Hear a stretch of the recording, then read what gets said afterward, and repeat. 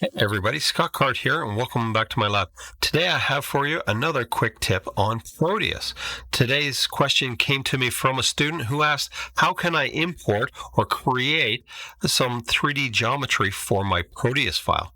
And so today I'd like to walk you through two quick processes on how to create something or how to import it and optimize how it fits into your 3D model. Okay.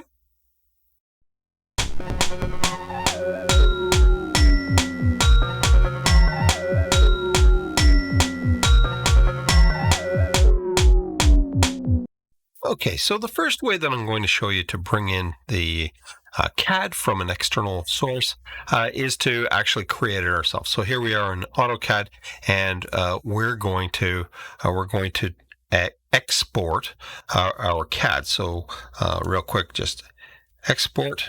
And if you're interested in learning more about AutoCAD, do check out the series that I have in AutoCAD.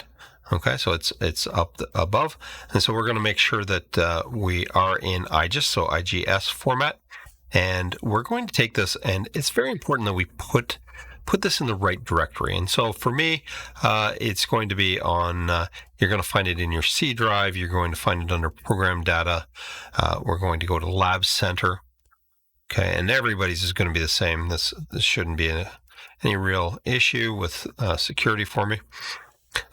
We're looking for M-CAD model. Okay, and once we're in here, I'm going to call this, let's just call it a key, just for giggles.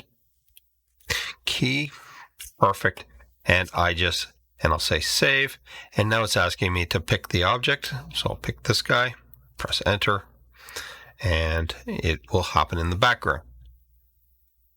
Perfect. So the file's being exported. So now we can go back to our Proteus, and as we can see right now, we don't have anything really there. So what we want to do is we want to right-click on this. Okay, and we're going to go to 3D models. Okay, and from here we can choose our M-CAD. We'll choose the file path, and in this case, because we're looking for IGES file, we can simply click on key, and I'll say open, and it will automatically pull it in. Okay, so there it is, and obviously it's really big for this hole, but that's okay, and we can rotate it around. So let's start by rotating it about the y-axis 90 degrees. Sure, x-axis 90 degrees. Oh, let's try one more time. Z-axis 90 degrees. Oh, goodness me. We're just having bucket loads of fun here, aren't we? 0. Okay. There we go. We get the right axis.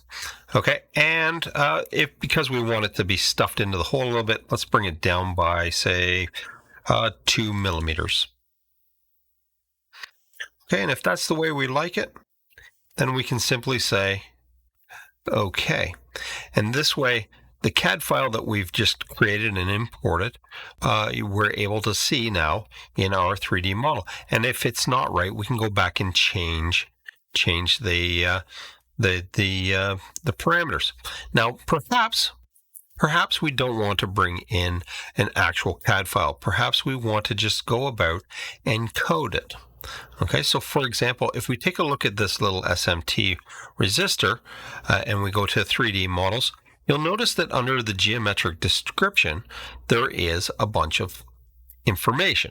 In this case, it's telling us that it's a cuboid, so it's a rectangular prism, and we have a height, we have a line, pin height, a thickness, and a color associated with it. Okay, and so we can do something very similar with our guy over here. So if we take this and we go back to our 3D models again, we can go in and put some geometric description in here.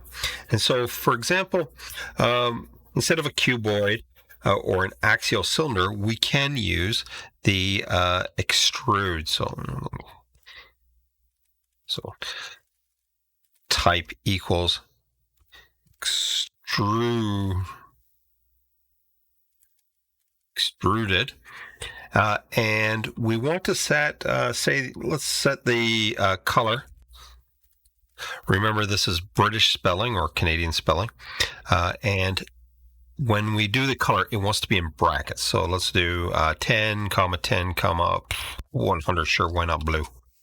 Okay. Perfect. And so this is your RGB values. And so if you wanted it, say, more purple,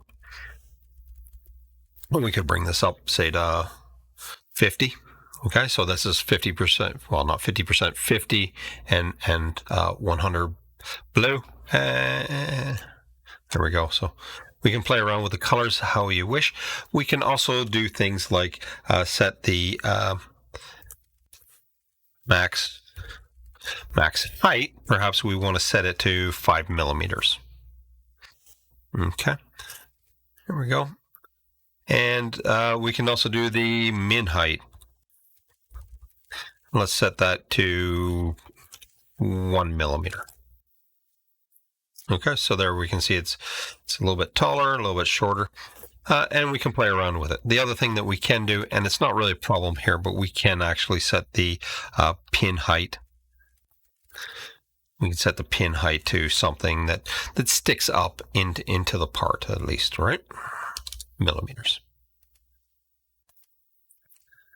Okay, if you like the spin thing, you can do the spin thing. If you don't, you can turn it off. And yeah, so this way we have the two choices. We can either put in a scripted value, or we can actually create or import the IGES step file, etc., and move it around as necessary. Okay, so perfect. Pick and choose whichever one works for you. Okay, so hopefully this was helpful. If it was, please give it a thumbs up. If not, I'd love to hear from you down in the comments below. Do like and subscribe if you'd like to be made aware when I make new videos like this. And as always, thanks for watching and have yourself a great day. All right, bye now.